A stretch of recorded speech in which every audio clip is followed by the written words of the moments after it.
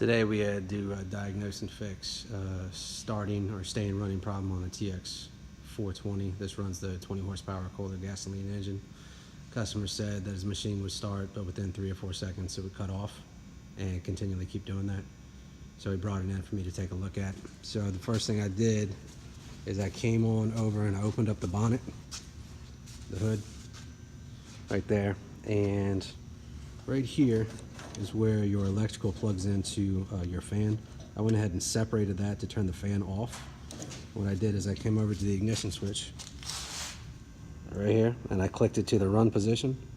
And as I clicked it to the run position, down here by the carburetor, I'm listening for a clicking sound for your fuel stop solenoid to make sure that it's being activated. And the reason I turned the fan off is because you won't be able to hear it if the fan's running. So I turn over to the run, and if you listen closely down here by the carburetor, you could hear a click, or you're not going to hear a click, and I didn't hear a click, so there was a problem because that fuel stop solenoid should be opening and closing. And so I went ahead and started the machine. Of course, the air filter and everything was on, and the machine would start and then immediately cut off after 3 seconds like the guy was saying. But for the machine to go on, or to turn on, that fuel stop solenoid has to open up, or there's no fuel that's going to get into your carburetor, which there'll be no fuel going into your engine. So I knew that there was something going on sporadically that's opening and closing that fuel stop solenoid. And if you notice, this is a carburetor, a new carburetor that's taken off. Okay, and this is your fuel stop solenoid back here. I've already taken, there's 2 little bolts that hold it in, and this is what it looks like when you take it off. And all that thing does is once it's activated, it pushes in like that. The plunger pushes in, allows fuel to bypass and to go into your engine. So I wanted to check the fuel stop solenoid and see how many, see if electricity was getting to it in the run position. So what I did is, of course, open the bonnet, take the air filter cap off, take your air filter off, which is just, some have nuts and some have these little wing nuts. Take this plate off with this tower right here. It's usually 3 or 5 bolts that hold it on, and remove that. There's a fuel hose that goes in here that you're gonna have to take the fuel hose out of there and the fuel hose out of this point right here, and that's gonna expose the top of your carburetor right there. This light's kind of not very good. And what I did is, here's the electrical harness of your engine, at least part of it, that plugs into your electrical fuel stop solenoid.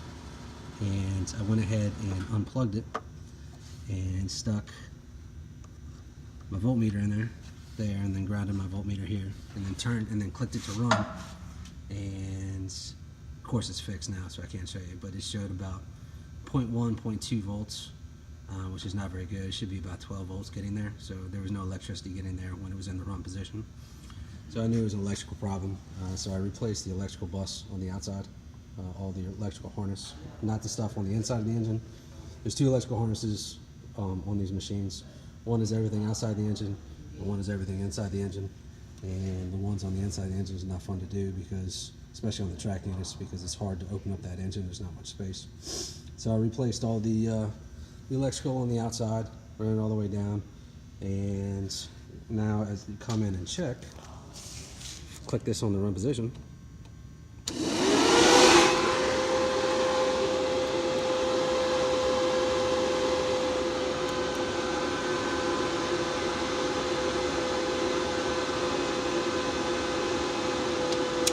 You see that it was getting 11.6 now. So probably a couple of wires for grounding. Sorry, somebody was calling in. So as you can see, it was about 12 volts, and that's what you need to that fuel stop solenoid right there, to make it active. So I know it's active, so I'm going to go ahead and take this off, go ahead and plug this wire back into the electrical bus right there, and then put everything back together. Put your plate on, run your fuel hoses through up the plate, put your air filter back on, put your air filter housing back on, and this problem is fixed.